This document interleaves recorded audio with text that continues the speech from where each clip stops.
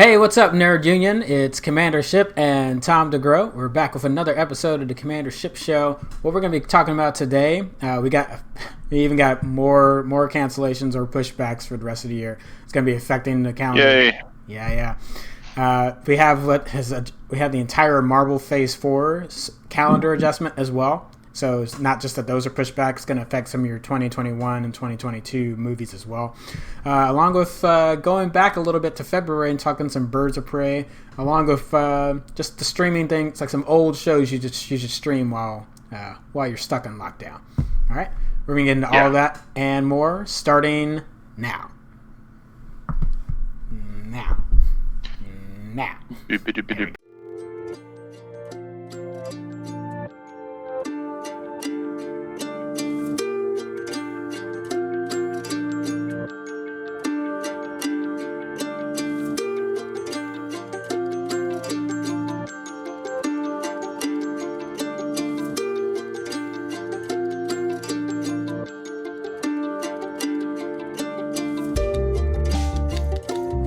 Because I don't like watching stuff on my phone.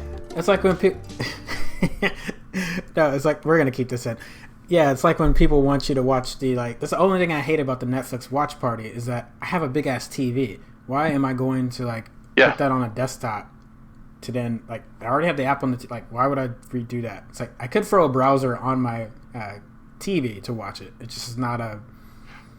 But you need to grow up like me and get yourself a media PC. Oh, look, no, he did. Hey, welcome back, everybody. You got to hear a little bit of our argument about the Netflix party app. Grow up. Yeah, grow up. Put on your big nerd pants. My big nerd pants. Get yourself. I'm wearing big nerd jacket. It's good. I'm representing the evil corporation today. It's all right. Yes. House of Mouse. Oh my god, that's what I should do. I should get like a Disney Wayland Yutani logo. I don't know. Be fantastic. Well, we're gonna infect you and then take you over. Yeah. And freeze your body. Sorry. I mean, they own Alien now. That's actually... Yeah, they do. Yeah. So let's get into the quick bites. This is a story I was trying to avoid talking about. Actually, before you do... Oh, that's... What is the whiskey of the week for you? Whiskey of the week for me, let's see if we can get this on the camera. It's Compass Box, the Peat Monster. It's one of the highest peat concentrations that you can have, and it is so very good. What you working with over there, Tom? For me, I just finished off my second Sagamore Spirit Rye. I am a big rye fan. It is smooth, and it is actually not very peaty. All right. Let's... Because I don't like drinking tailpipes. But we'll have that fight at another episode. Dun dun dun. I'm gonna call my whiskey friends and have them jump on the call that week. Not going in solo. All right. Let's see. Let's make some technical notes, folks. Yes. We apologize for the sound last week. I think it's gonna be much better this week. But I'm not gonna try to act like the sound was great last week. So I'll take onus on that. But I think we should be perfectly fine. Going forward. Anything else to clean up from last week? I think we're... No, I don't think so. All right. It's other than that, yeah. Or other than me being wrong a bunch of times as well. But totally I caught it in show. You caught it in show. That's what matters, Yes. So we don't have to do whoopsie poodle later, or editor corrections. All right, let's go into the quick hits. As I was saying before, this is a movie that is straight hellfire to watch. I've watched it twice. I watched the "God, you didn't finish that like you thought you did" version, and then the second one didn't make it much better. But there's this story out there that the CGI artists had gone so far as to animate, and the movie we're talking about is Cats. If you're like, what is he talking about? We're talking about Cats. And Cats. The animators had gone so far as to draw pretty accurate anatomy on the cats, so much as making their butthole and really making that scene on camera. And obviously, of all the things that didn't get caught in production, someone at least saw that and was like, that's not going out. We're not using that. We're not using those models. The internet being what it is, they want to see a version of that. And since that has not been released, some fans took it upon themselves to add that back in. And you can go watch that monstrosity if you want to. Yes. I for one am pro James Corden butthole, but some people may be against that. If you've ever wondered what it looks like, definitely check out that video. Nah, I'm good.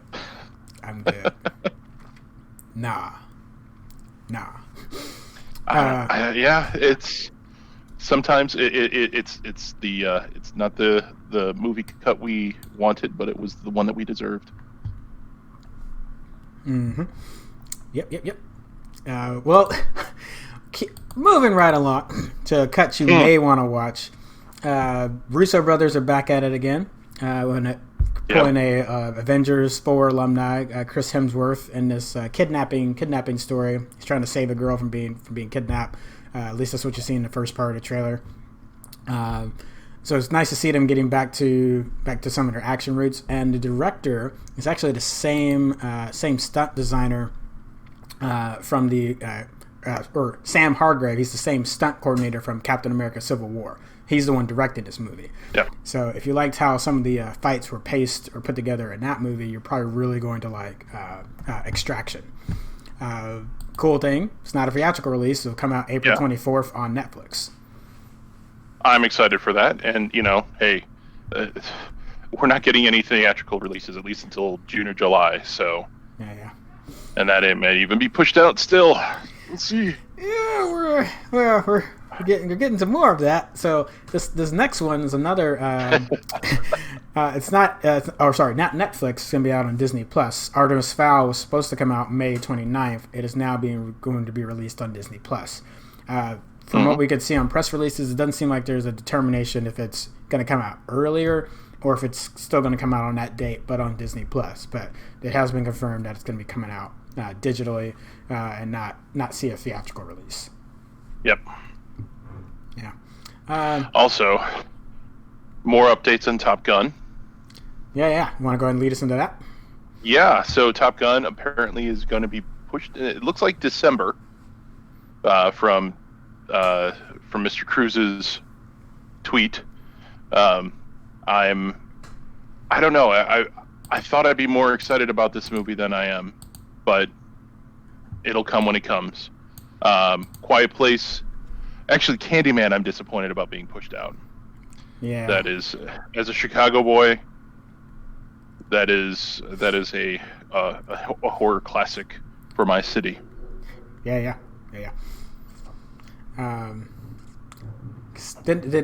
Sorry, it's been a while. Didn't they film that on location? Yep. Like I said, I didn't use any stand-ins. It was actually a Chicago shot. Yeah. I'm sure that there were moments.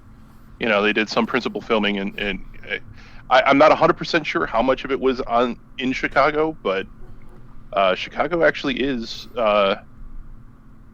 making a name for itself, or has been for like the past 5 years, for at least television and some movies. I mean, most famously the first two Batman films. So we're definitely making it easier to film. Like most of Empire was filmed in Chicago, yet somehow New York. So yeah, I'm sad about Candyman. The two, all right, so here's the two that I didn't really care about. Like Morbius, still haven't watched the trailer. I don't care. Don't care to see Jared Leto in that. So they're pushing it back. Maybe if y'all are like, Kenneth, we need you to review that. fine, I'll watch it in that regard whenever that happens. But if you're asking me if I'm going to put it on my slate, I'm just not interested in doing it right now. Ghostbusters I was a little more interested in, just because it seemed like the story was more interesting. But I had one of our old writers, Zach Nichols, when that trailer came out a while back, he shot me a text and he was like, "Did they forget it's supposed to be a comedy?" Yeah. So even in watching the trailer, I'm like, I don't like. It looks better. I'm not. There's no excitement in it because since he said that comment, it's been stuck in my head. It's just been stuck in my crawl and haven't been able to get it out. Of like, I don't know if this thing's. I don't know if it's gonna be funny. I got to think about that. I should go back and rewatch the original Ghostbusters trailers and see how wacky funny, projected it was versus a ghost story. So, yeah, I'd have to go back. My vague memory is that the camp is definitely there. So that's something I don't think they edited up. Like didn't he kind of sleight of hand there? Oh God, that's also when trailers gave you everything.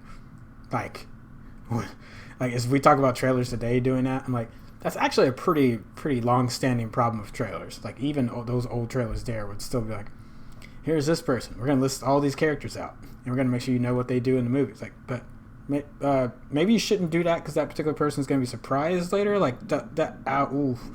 So they're more concerned just like, let's get butts in seat and make sure you see every actor that's billed in this thing, which wasn't always conducive. I will pull my old man card though, and I think that the surprise and the reveal is maybe 15 years old, 20 years old as far as a concept.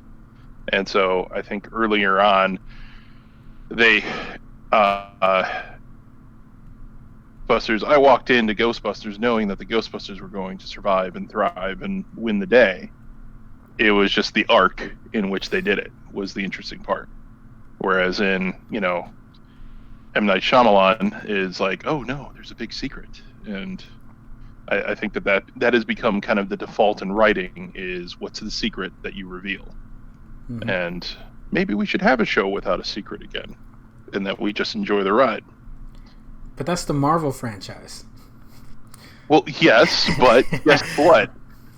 I mean, yes, Marvel is 90% of films today, but I'm just saying, like, aside from like, has there been anything shocking about Marvel since its inception?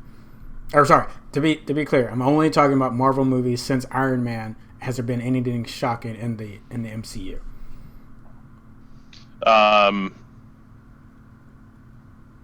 How boring Doctor Strange was, maybe, but right. No, there's nothing shocking. Everything is as expected. Like, and it's, yeah. So I guess like I'm not saying I don't see what you're. Maybe that's something we should clarify. And I don't want to get into like the Scorsese like are they real movies or just like roller coaster rides? Like that's not what I'm saying. Like I think that is a slap in the face to filmmakers that have put their heart and soul into still making those movies. Like I may have my problem with the MCU, but it doesn't mean I don't still enjoy watching those movies. And there's still craft that's happening there at a high level. I just think story wise, they're giving some things up to make things very streamlined and like not rock the boat. They're not really taking chances. Yeah, I mean, I don't think the MCU is ever going to have a Hail Hydra moment from Captain America, but it's also, I think, I don't think it's insulting to call something like Marvel like candy.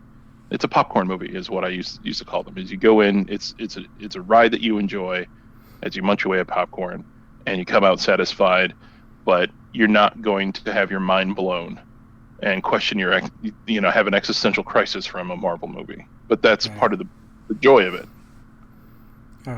I will say, I think Hitchcock would probably be the best example in the past of, and granted he had a lot of control, so he could basically do what he wanted within a degree, but of like you think about, you watch the original Psycho, it seems pretty apparent right now that like, oh yeah, Norman Bates, it's totally him. It's like, yeah, but folks started watching it then.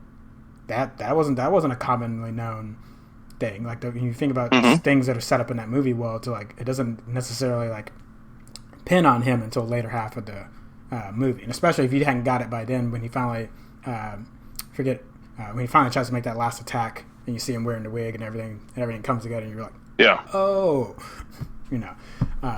So that's that, but that's definitely like one example in a sea of other people that just weren't doing that. Yeah. Yep. Dang it. You know, that would have been a great segue into talking about the Phase 4 shakeup, but I have one more movie I wanted to talk about. Is that we still don't know if Tenet is getting pushed back, and I'm getting a little worried. I'm getting a little nervous because I know Nolan. So we talked about this before. That is not streaming. He's never gonna let that happen. Like, so that's just, you can go ahead. If anyone's hoping that's gonna happen, one, I don't think you've been paying attention to Chris Nolan, and then two, that's just, I don't see him allowing that to happen. But that being said, yeah, the calendar is starting to fill up, and I'm wondering like where are you going to be able to place that at, so it can have a successful run. Obviously be able to get some time in IMAX because it's been mostly shot in IMAX majority. So I don't know. That one's still kind of like a puzzle piece in my head. I haven't quite. I mean, maybe they haven't figured it out either. So yeah, I'm guessing that's it because there's a lot of teams. He probably just came out of his hole, doing some post. I said, "Oh crap, we got this thing. Now I got to figure out when I'm gonna, republish it." Mm-hmm. All right, let's MCU. Yeah. Shaking up again. So I really thought that Black Widow would just get a different date and not mess with the Marvel Phase 4 schedule, but I was sadly mistaken. So in order to give it a new release date, they really had just played, like, they're just shuffling dates back. Like, so they it took over Eternal's date and they just shuffled everything back. So what that means now is Black Widow will be coming out November 6th of this year. That's where Eternals was going to come out this year. It's definitely a movie I was more excited about than Black Widow. It's not a knock on ScarJo or Black Widow. Just, I don't see that story going very far because we already know what happened in Endgame. So I think it'll be a fine one-off, but it's just not really building towards anything. But I'm just upset that they didn't take my original idea seriously, which I think a Black Widow movie should just be her and Fury driving up to a tall office building, and Fury saying, "Hey, there's some data I want on the top floor," and her just killing everybody along the way, all the way up, and then killing everyone on the way down who didn't die. So like a tower battle, and like some tower raid, battle, like the raid kind of stuff. Yeah, and I think that would be great, and that it'd be action packed. We haven't seen something like that. Like, well, Haywire was kind of like that, but we haven't seen anything in common consumption that is just a woman kicking the crap out of everybody that she sees. And I would be there for that. And I think ScarJo could pull it off. She definitely could. I just wish this would happen sooner. Like, I don't understand when Iron Man 2 happens. As much as there's some problems with that movie, I don't know how the Marvel exec doesn't like immediately just green light put her in a movie now. Like, give her a movie like right now. And this is and this is them trying to make up for it on the back end, but it's like it doesn't fit now. So to be fair, maybe Marvel has made something in there that obviously we haven't seen yet that makes it work. So if they're able to pull that off, cool. I'll eat my words and so on and so forth. But if we're talking about timing, they definitely missed the timing. There was a sweet window of time, like Iron Man 2, Iron Man 3 time period right there when Guardians was happening, that I think she would have fit in like perfectly. I guess the other thing there to think about too, though, is that was when they were at like 2 movies a year at most, and it's only until recently they got more comfortable doing like the three a year. Trying to ramp up for that Infinity War push. So maybe there was some financial hesitations of like trying to put that many out in a year. So if that was part of it, but I highly doubt that was the actual reason. I agree. Cool. Yes. The other dates. So we said Eternals is getting pushed off. That means they're now going to be happening February 12th in 2021. Was it Shang-Chi and the Legend of the Ten Rings? It's going to happen May 7th. So they get a prime. I do believe, what is that? So that's not Memorial Day weekend, but it's still a pretty prime start of summer slot. Doctor Strange be happening November 5th of that year, and now Thor: Love and Thunder has been pushed all the way up to 2022. So it'll be February 18th, 2022.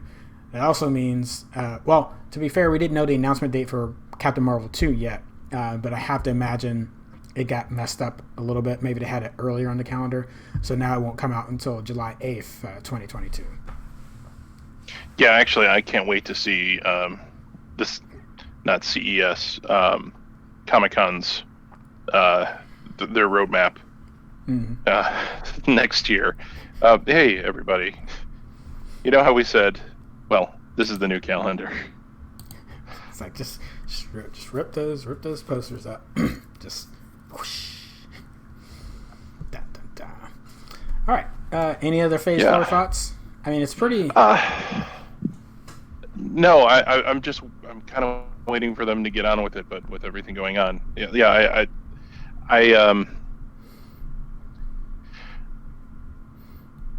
For now. Mm-hmm. Because, there's just... I think that there's a couple things that they're missing. Yeah. I mean, everything just looks like a shift back. I guess what I don't understand... I have to go look at what Captain Marvel made before Endgame came out, but that was still pretty close. Because I mean that was a February. No, actually, let me double check. That might have been March. I believe you are right.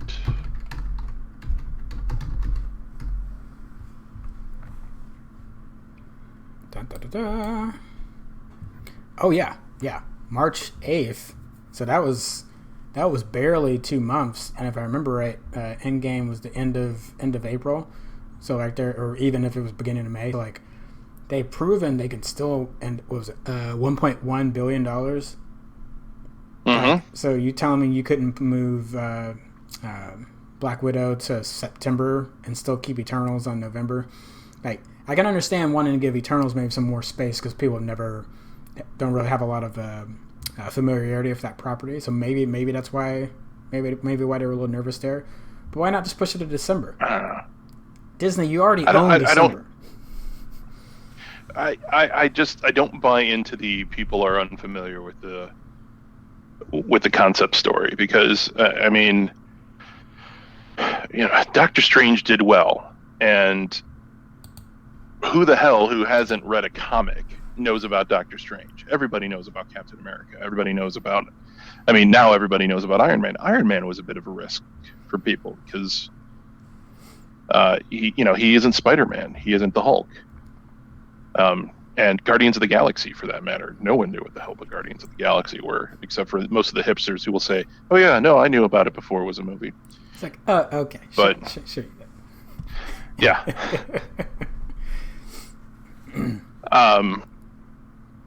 Yeah, tell me more about Star God. Who? Man, it's Star-Lord, man. Star Milady.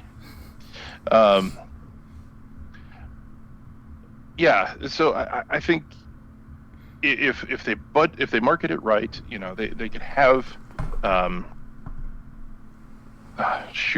they could have Black Widow playing in September and just have a lead-in, have the end credit scene push 10 Rings.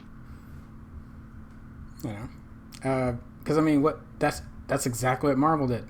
That's exactly what Captain Marvel did. They went right into the pager.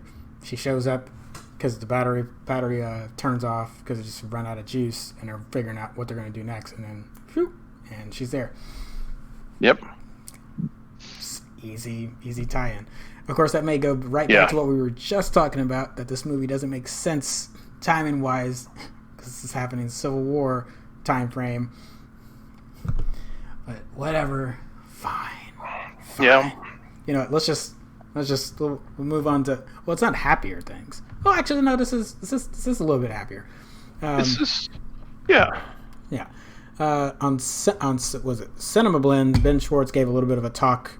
So if you don't know, Ben Schwartz, Parks and Gene Ralphio or something? Ralphio, I can't remember what his name was on Parks and Rec, but he was the voice for Sonic in the recent movie with James Marsden, Jim Carrey.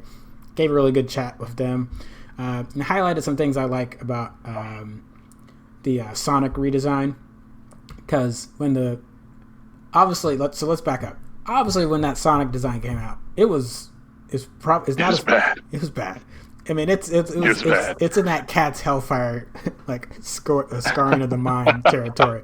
Like, so it wasn't good. Yeah. Go ahead. I don't have a lot of skin in the Sonic game. I never owned a Genesis. Played it a bunch of times when I was over at friends' houses, but I don't have anything super tied. But even when I saw that, I was just like, yeah, this is not. Yeah. This is absolutely not. Why didn't they just make it easy on themselves?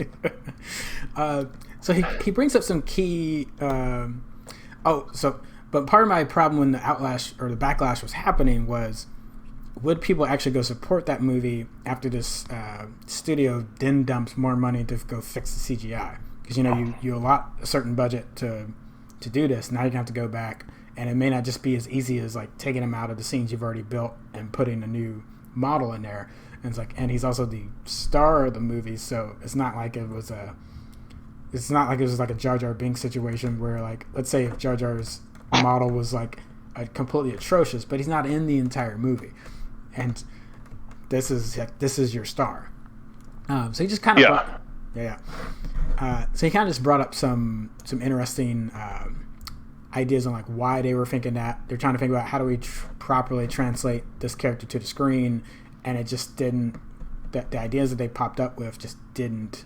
Their first crack at it was what they landed on, is what they fell in love with, and it just didn't resonate with anybody. And it personally, I think that somebody just wasn't paying attention. And as he mentions, this is the trailer. I'm not 100% sure that they were done with all the rendering on the character anyway. So I don't think it was that big of a deal for them to be like, oh yeah, our bad, and reload it. But they, of course, made it a big deal. Mm-hmm. Didn't really. I mean, the look of Sonic didn't really help the movie. Yeah, but financially they did okay. It's like for talking about flops, they were not in that territory. Unlike the conversation surrounding this next movie, and one we're going to take just a little bit to talk about, because we didn't have the podcast on when Birds of Prey came out, and I just want to address a few undercurrents that I don't feel like were addressed, or I feel like they were addressed in different pieces of media, and I feel like they need to be brought together. So I keep saying let's back up, but like let's talk definitions. Yes. When a movie is considered a flop, that is a very industry term. So you and I, even if we're commentators on the industry, or even someone that just like doesn't do reviews and just a casual fan, you could love a movie that comes out and be like, that was a great movie. Good for you. Yeah. And I don't mean that condescendingly or bad. It's like that's fine. One of my biggest reviewer boxes I do is or put movies in is like, was it well made, and did you enjoy it? And it's like, and you can't miss on both of those, right? So if you as a fan, even if you as a fan like something that doesn't hit either of those check boxes, that's fine for you. But it's my job to at least try to showcase why this is probably going to give you the best enjoyment, and why this was also made at a very high level. So that also can mean that you like something that most reviewers didn't like and didn't think was technically made, and that general audiences just didn't like. It's like that can still happen, and there's nothing wrong with it. but the movie could still be, even by those definitions, a flop. So it could be a financial flop. It could just be like a critically panned flop. It's like those things, and even like audience wise, people were like, we didn't really like that. It's like that can still be a flop. So let's make sure like we got those pieces out there. Yes. So as far as audience enjoyment of Birds of Prey, it was not a flop. That's just not. It's just not a case. Like people love. I will fight people that try and say it is. Yeah. That was a good film. I saw, and this one pissed me off a little bit, but I saw some articles trying to say that reviewers hated this movie. I was like, I don't think you were looking at Metacritic or Rotten Tomatoes to make that statement, because reviewers also liked it. There were some little things to go back and kind of like. There's very few movies are what we would call like a perfect, like hits every beat that you always ever want. It's like, so obviously there's some things they could have done better, and I think the like Harley's parts and the Birds of Prey as a group's parts are really strong. I just don't feel like they feel like they always come together well in the movie, but it's not a problem. It's not such a big of a disconnect that it just like derails the movie by any means. So reviewers didn't call it a flop. And yeah. And like from a DC's perspective, as far as like how DC films have been made, live action films, I should say, this actually had connections between scenes, which is a nice thing. Like, what? They didn't just move from shot to shot with no continuity? No, because this shot's cool. Let's have that in there. Why do we have that in there? Who cares if it's cool? Yeah. Superman's standing on the hood of the Batmobile. Why is he standing? He can fly. Anyway, but yeah, I don't think that there's. I'm still kind of confused by the flop piece. It didn't do awesome in the theaters in comparison to costs, but right. So that's why I want to pull this up. So, yes. Is it a financial flop? If you're going to ask me, I would say no. But that's the problem with when you get into the financial flop territory, is that technically that is so when we talk about industry terms, that is a projection versus what you actually made and deficit. So so if I project this movie, let's take like Endgame, and obviously like Disney wanted that to like make as much as it possibly could. And it was, did it finally get over $3 billion? I'll look at it in a second. But let's say they were projecting $2 billion. Let's just say for sake of argument they're projecting $2 billion, which obviously that movie could very well do and did. If it only made $1 billion, financially they definitely made their money back, recouped their costs, recouped their marketing budget, and so on and so forth. But by the projections that they were expecting, and then it's not always just the company that ties into that. Forbes and other analysts will also like, based on when they're going to release that and stuff, I think they should definitely make this amount. So by that, it could also be that it's a quote unquote flop just because it didn't hit that projection, even though the thing made $1 billion. Yes. So it made as much as Rise of Skywalker. Wait, what made as much as Rise of Skywalker? Hold on, let me double check that. But Rise of Skywalker made $1.058 billion.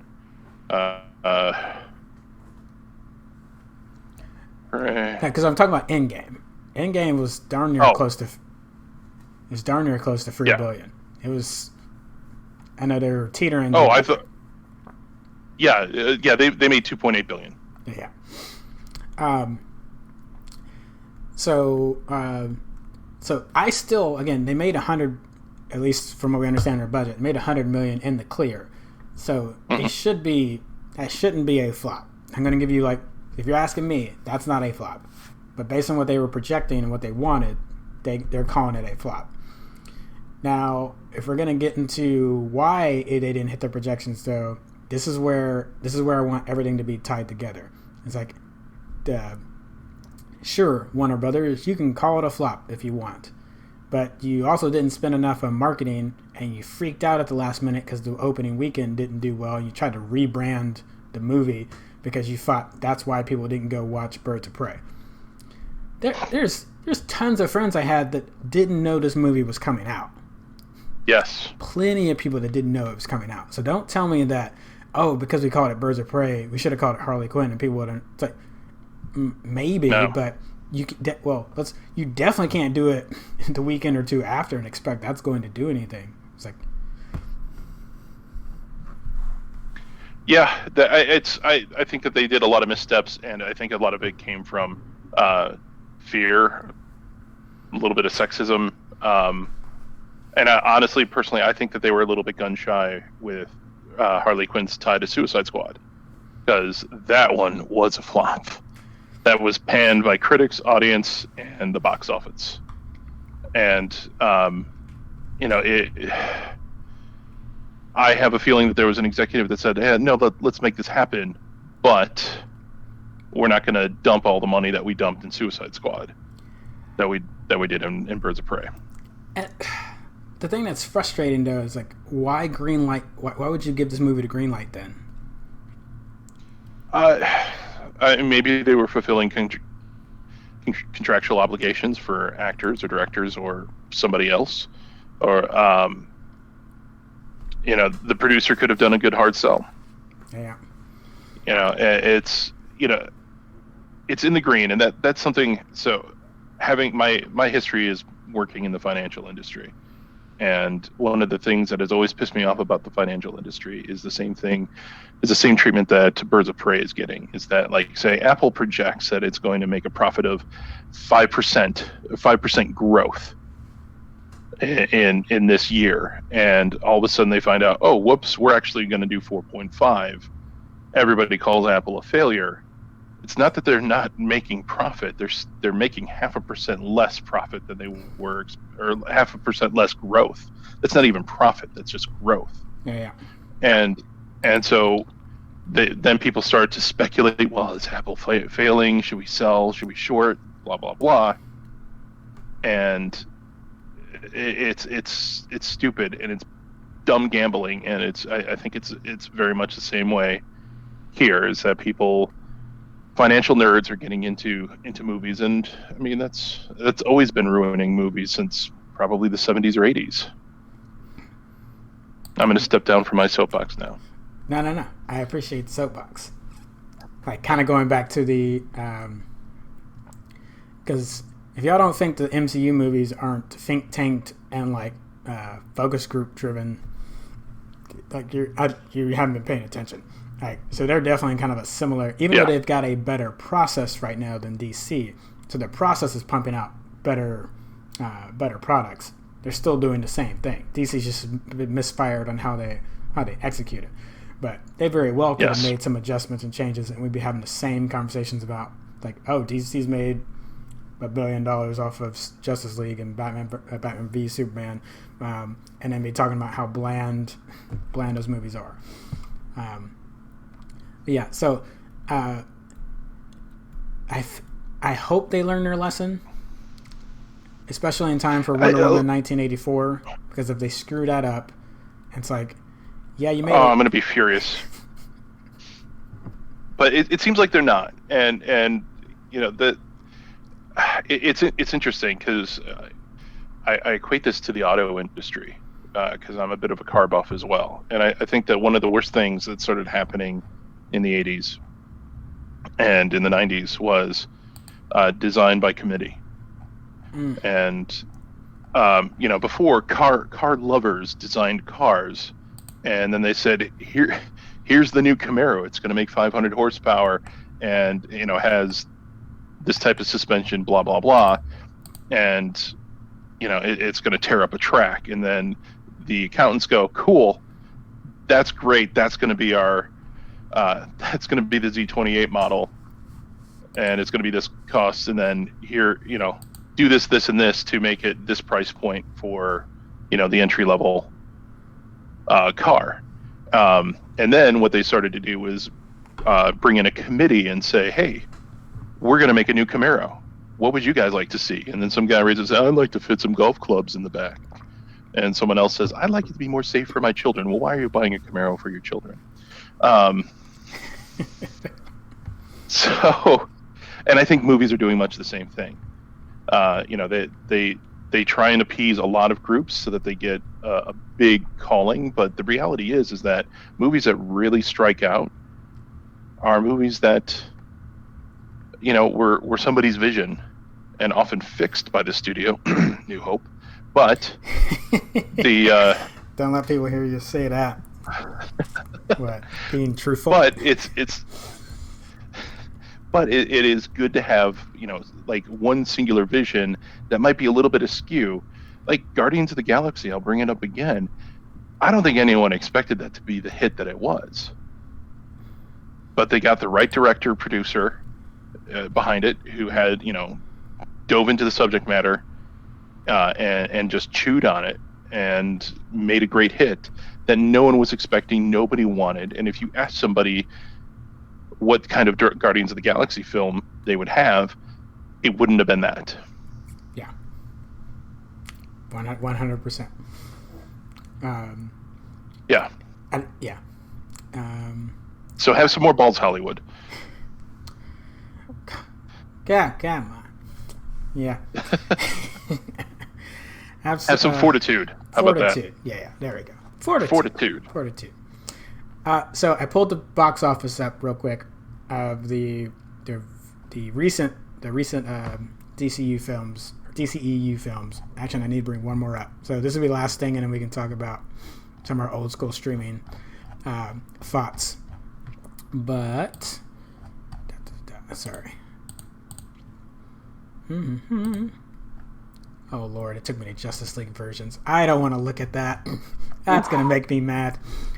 So just to give everyone a comparison, so we talked about Birds of Prey made $200 million on a budget of $100 million. So if there's anything more damning about like potential sexism about not marketing this movie as well as they should have, let's just run through the gamut. Suicide Squad, budget of $175 million, and this is the first one. It's not the new one coming up. Made almost $750 million. Okay, it's not bad. Even for what we consider a terrible movie, it's not bad. Aquaman, budget of 160 to 200 million. And definitely had no business making this much money, but it did $1.1 billion. Because people overseas loved this movie. They loved it. And it's, I'm sure, fine. But I didn't know, Surfer Bros had such an international draw. Surfer Bro turned king. Let's see. Let's go back up to Wonder Woman back in 2017. And I still contend they didn't market this one well. But 120 to 150 million budget. Box office was 821 million. Still in pretty good company here. Only one that had probably definitely got out of their projection idea. $300 million budget for Justice League, and then only made $650 million at the box office. And I got one more to pull up. What did Shazam do? Oh, Shazam did like $300 million, I think. Why did you take me to the soundtrack? What is that gonna do? Are you kidding me? There we go. 364 million. Yeah, 366 on a $100 million budget. So honestly, maybe it was still doesn't make a ton of sense. I'm gonna have to dive. No, there is a downward trend because I think Shazam was the last DCU movie before Birds of Prey. Yeah. Which, by the way, everybody should watch Shazam because I thought that was a delightful film. I'm not a fan of Chuck playing Shazam, but it took a little getting used to. It wasn't. Yeah, it was a thing that happened. Yeah, I mean he's a bit too goofy. Like I'm a big fan of the awestruck kid, as opposed to some goofy grown man being goofy. It'd be like having Jim Carrey try and play Shazam. Yeah. Cool. We were gonna talk more flops later, but I could almost just wrap up and talk about a thing here on the back end. The cool thing though, and again, this is not excusing Warner Brothers because they should take their licks. They should take their licks for being incompetent and sexist and throw the whole. I wanted to make sure we had a complete picture of what happened. So I'm like, yeah, there's sexism there, but understand the method of which what screwed this movie up. It's like they did not put in the marketing budget. They did not take care of their properties. Yep. Excuse me. But the thing that can kind of be cool about flops later is things that were financial flops and that people at that time just didn't quite like, or and I tend to lean towards this more, is that they just weren't ready for that movie, right? So yes, and that could be for a couple of reasons. You know, we brought it up before, and I'll bring it up again. Equilibrium. Sometimes it doesn't hold up, but in my mind, The Matrix actually doesn't hold up that well either. Yes, I know. You took that. What? We'll come back to that in a moment. Go ahead with this, whatever next blasphemy is about to come out of your mouth.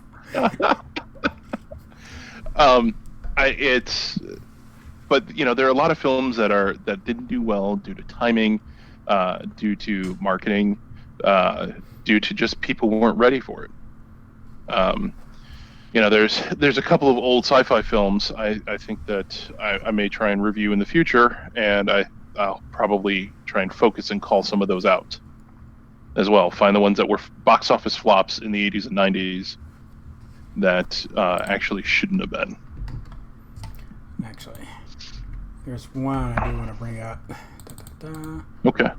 You don't want to yell at me for saying the Matrix doesn't hold up? Oh, I can do that and type at the same time. How dare you? How dare you? So, to me, like, watching The Matrix again, you know, about a year ago,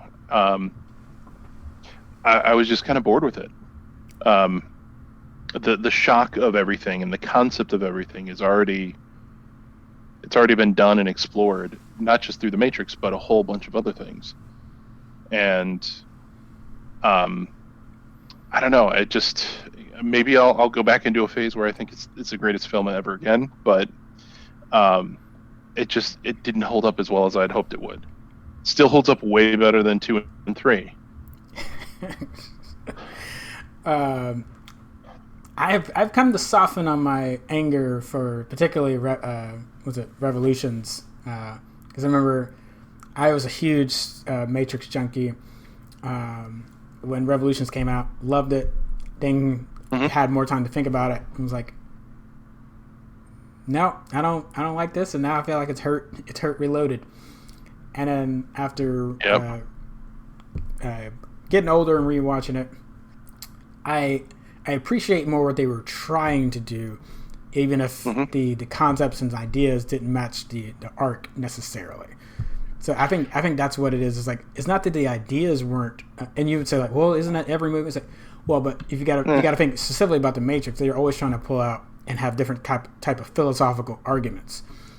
So sometimes that character arc needs to also tightly align to that idea, so that the audience member, if you're not as versed in that idea, you can understand. It's like, in that light bulb moment will go off of, oh, they're actually playing this out. They're talking about it, but it's actually playing out on screen. That's what this movie is about. It's trying to prove and or make you think about this concept from the top down. And that's where they don't quite get that. Whereas the first movie, I feel like, still does a great job of, like, we're trying to make you understand choice and well, we can go into a long laundry list, but if I'm gonna just pick two off the top of my head real quick, it's like choice and like the nature of your reality. It's like how would you determine, how would you figure that out? Yeah, and actually, I think you touched on the thing that maybe is one of the things that's not sitting well with me with actually any Wachowski film is the Matrix. At least they kind of held it back, the first Matrix, in that they've got this philosophy, but they kind of hinted to it. choice is important, and in the world that you make. But when they got into Revolutions and Reloaded, ugh, they just they took their philosophy 100 class and just turned it up to 11, and they do that with every film, Cloud Atlas, Jupiter Ascending, other things like that. They have these concepts that I had in my second year of college, as a philosophy minor, and it's they drop these bombs, which is huge for like teenage boys and 20-something boys that live in the suburbs. Yeah. But at the same time, I don't think it's I don't know. I think that their execution I don't think they fully flesh out these concepts for the film. If you're going to throw a bomb like that out, make sure you know where you stand on it. So it goes to this old adage of like, show me, don't tell me, and those last two movies definitely fall into a trap of, we're going to talk about a thing, but we're not really going to show you the thing. And if you're thinking like, well, do you mean like an action scene or no? I'm talking about put your characters in a position to show or to act in a manner of that proves or shows the idea that you want to have explored. It's like, if they're just sitting around on a table talking about it, that doesn't really do anything to A, move the story forward, and B, it really doesn't like show you more of your characters. It's like, there can be great conversational moments in a movie. It's like, to be clear, it's like not knocking those. Like, we can go for down the laundry list like Tarantino, Nolan, I think does really good conversation moments in movies. It's like, so that can happen. It just can't be the crux of how you're getting weighty ideas out. Yeah. Well, I mean, yes, like the 10-minute speech from the architect at the end of Revolutions versus, and I'm going to jump tracks to The Good Place, which had a 3 to 4 episode arc, actually almost a whole series arc, on the trolley problem, philosophy. Yeah. Which, they not only explained it, but they showed it, and they showed people making those decisions. I don't think especially the two Matrix films, the last two, did not show them doing it, making those choices. It just, here are the choices, and this is what you're going to do, and then they just go through the motions. Whereas in at least like the first Matrix, there's at least a hint of choice when Neo is just like, oh, I guess I am going to be the one, and then kicks ass. Yeah. I think that's all I got. Dang it! Now I want to talk about Community, but we'll save that for another. I was watching a video last night. I'll talk about it later. We won't do it on this episode, but if we want to do some like hallmarks of good writing, I can show a few episodes from that. They're like perfect. But moving on. The one that, all right. So I was gonna say the flop. The first thing that popped in my mind was The Thing. The Thing had a $15 million budget, only made $19 million in the box office, was critically panned when it came out. Negative reviews. Let's not even say panned, like negative reviews. But you talk about The Thing today, like in sci-fi circles, it's held up as like one of the best sci-fi films ever made. Can also go toe to toe as one of the better horror movies as well. And just kind of gets to play in a good horror, definitely in that good horror sci-fi box. But again, if you were just going to go off of what was written about it in the day, that's a flop. That's bad. It's terrible. It's like, we're not going to, shouldn't be contained in the annals of history going forward. And because of cult status, because it was a flop, and there was a contingent of people that saw it and were like, no, this is good. What are you talking about? These creature designs are like insane. It's like, this is amazing. Kurt Russell's being a badass. Well, I mean, that's just every film. John Carpenter's score, so it's. I think there really can be something said about like the time and place that something is released, and if there's a poster child for it, I think The Thing is right up there. All right. Yep. I think the last thing we want to talk about, since we don't really have a ton of movies coming out, and if we try to give you like movie recommendations every single week, that's just not it's not beneficial because there's just not new things to watch. But since we have a lot of time, there can be some old favorites to go back and watch. And I'm gonna let Tom lead off on this one. So, and I think we're gonna do, further out, we're gonna do a bunch of older movies that we want to talk about in depth. But at least I wanted to talk about some old school shows, quote unquote old school shows, that I recommend binging right now. That I have been binging. First, I started with Mad Men a couple of weeks ago, and actually that started out with a friend of mine in Leeds was drunk out of her mind watching Mad Men, and I'm like, you know what? I'll start watching that with you. And we were FaceTiming while that was going on, and then I just decided, I'm going to continue to watch that.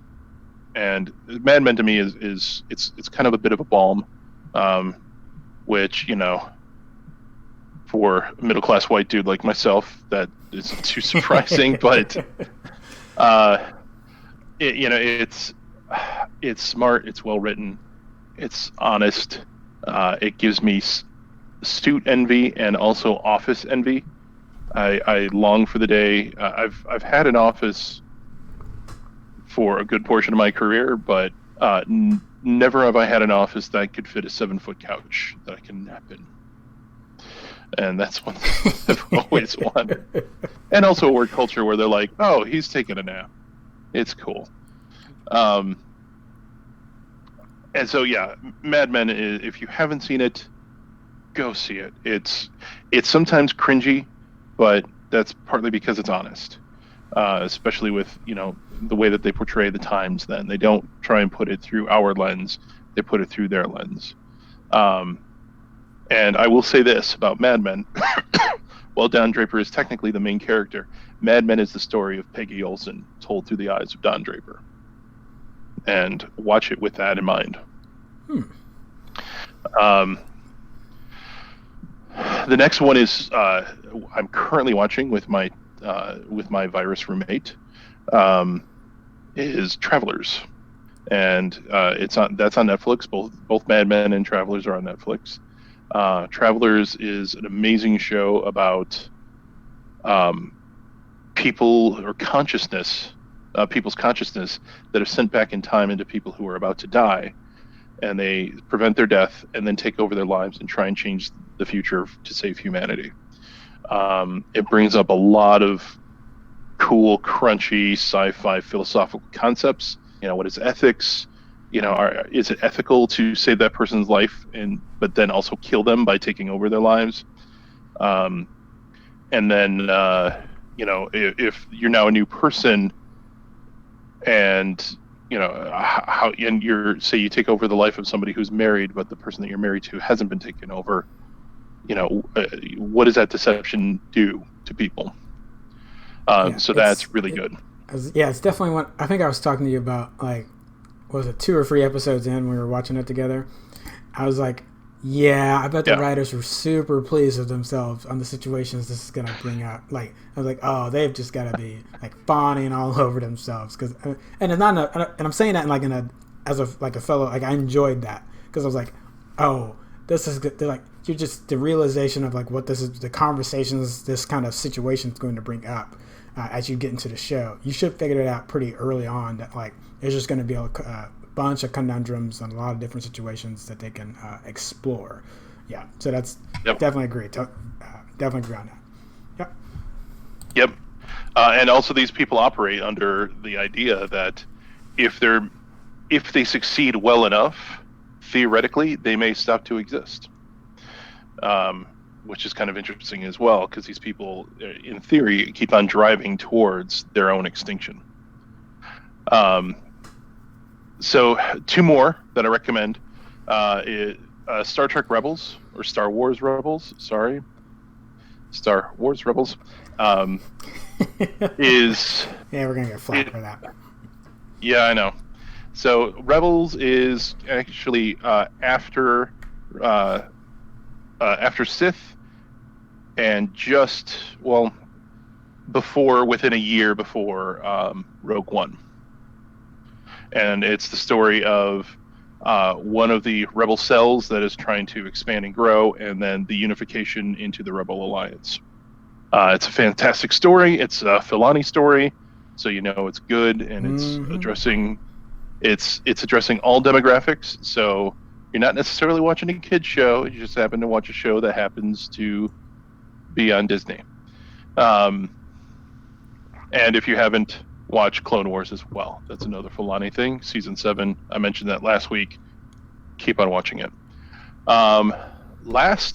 Since we are in Passover season, I highly recommend 10 Commandments. You can usually rent that on Amazon.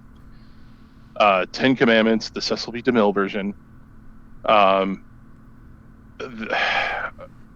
It's dated as hell, but the production value alone. I mean, these people built practical sets, dated. And it is so indulgent, and it's wonderful, and you know. And you got white people and Russians playing Egyptians and Israelites. Yes, I couldn't help it. So, and the acting is everybody's just. It's like hungry hippos. Everybody's trying to chew up the scenery. Yeah, and Charlton Heston versus Yul Brynner trying to outact each other is just delicious. And I've developed a drinking game around this. Highly recommend it. Do have 911 on the ready, because you might get alcohol poisoning. But one thing I love about that is Charlton Heston's overacting. And everyone's actual overacting. So the drinking game is, one, you sip, and I recommend a light sip, every time someone says Moses, because there are people that cannot say his name just once. You know, there's Nefertiti, oh, Moses. You'd have to sip 3 times. And then you have to drink a whole drink every time Charlton Heston says a pimp line. For example, a pimp line. Oh yes, this player, pimp, however you want to play it. He's knocking on the door of Nefertiti's chamber, and who is it? Would you make a beggar of a prince? And he's out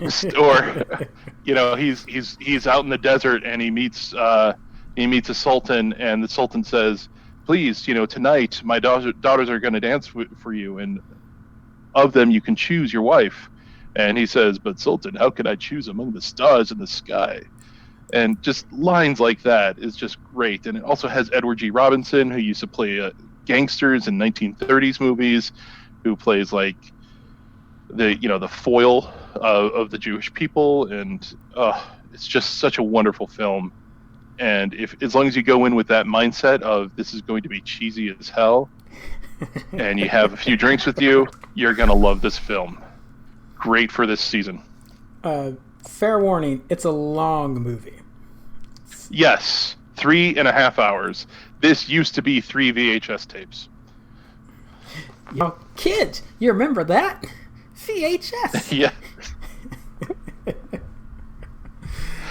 Just a quick side note: a friend of mine has found a bunch of brand new VHS tapes, and he wanted to do a project of taking modern movies and putting them in VHS boxes. And so I suggested that he do Endgame in like a five VHS box set. That'd be great. Yeah, because then he can do the video graphic of load in tape 2 now. And yes. Have you seen the? I don't know if it's a series. There's a few trailers out on YouTube where they do like Game of Thrones if it was like on HBO in the 90s and what it would have sounded and looked like. Oh yeah. And there's more than just that, but there's a few they put the grain back into it, which is like like a great touch, to get that little twinge of as the tape is starting and as it's getting onto the screen. I'm like, oh, it's the V-hold. Yeah. There's a movie called Kung Fury, which if people haven't seen this, it's 25 minutes. It's not very long. It is intentionally horrible. And it's kind of this homage to late 80s, early 90s kung fu cop films. And in the very beginning, there's this fight scene where it actually has tracking distortion from VHS in the film. And that's about when he's fighting the self-aware arcade game that turns into a robot with machine gun arms. But before he time travels to stop Hitler, who's called the Kung Fuhrer. And yeah, it is such a wonderful, ridiculous film. All right. So I'll throw that on there on the list. You got anything you're going to be watching other than BSG? No, that's going to be taking up the majority of it. There's a new show on Sci-Fi, Vagrant Queen. So I don't really have any old things yet right now. There might be some reviews I will try to catch up on. I kept saying I was going to pump up Invisible Man, and I've been like so focused on Battlestar and trying to reread and get back into that. So I've been a little preoccupied, but definitely Battlestar Galactica. Those rewatch details are coming out along with this podcast in the morning, so you can see how we're going to map that out. Because we're going to have what we call the sci-fi plan and the sci-fi maneuver, or the Saul Tai maneuver. The sci-fi one being sci-fi. Technically, they're going to stop running it on their website July 31st. So that plan will be aggressive. It'll be like, this is how many you need to get done a week if you want to get done before that point. But all of our like Ask Me Anything sessions and like episode recaps are not going to follow that schedule. They'll follow the Saul Tai maneuver, because there's a great quote in the show where he talks about avoiding a hangover, and you just got to keep drinking. So this will be like the slow and steady, keep watching a couple each week. Only downside is if you're trying to watch it on Sci-Fi and not pay money or buy the DVDs or get it on Amazon Prime or something like that, you have to be prepared that after July, at the end of July, you may need to have secured the DVDs or from some source, like whatever your source of choice is. You'll have to have that secured by the time July 31st rolls around. But this will let you, assuming like life goes back to normal and you start doing other things, this will probably be a very reasonable schedule you can keep. So, yeah. So, yeah. I'll think about it. And if we're going to do, we'll do some more old things to go back and look at next week. I will, because we are going to do that. I'll have more of a more robust list to go check out. But definitely Battlestar, cool. And then I'm going to be checking out Vagrant Queen on Sci-Fi. Looked interesting. Looked like some weird cyberpunk fantasy hodge mixed together. So just the trailer I saw that was just caught my eye. I'm like, that's very visually interesting. I have no idea what the story's about, but I'm going to jump into it. Cool. I'll take a look as well. All right. Folks, that's going to wrap it for us today. We'll definitely be back next week. Again, probably just talking some older stuff, probably a little less release calendar stuff.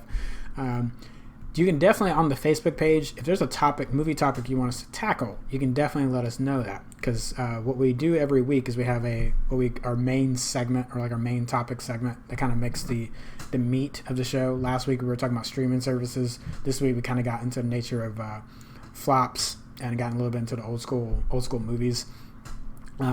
So definitely, like, if there's something that you want us to have covered, let us know. We'd be more than glad to like put it on the list, or maybe even move it up if there's a lot of people that are interested in that idea. Cool. All right, but Tom, it's good to see you. Yep. Yeah. Good to see you. Yeah. I got to refill. Yeah, and until then, we'll see you next week. Good night.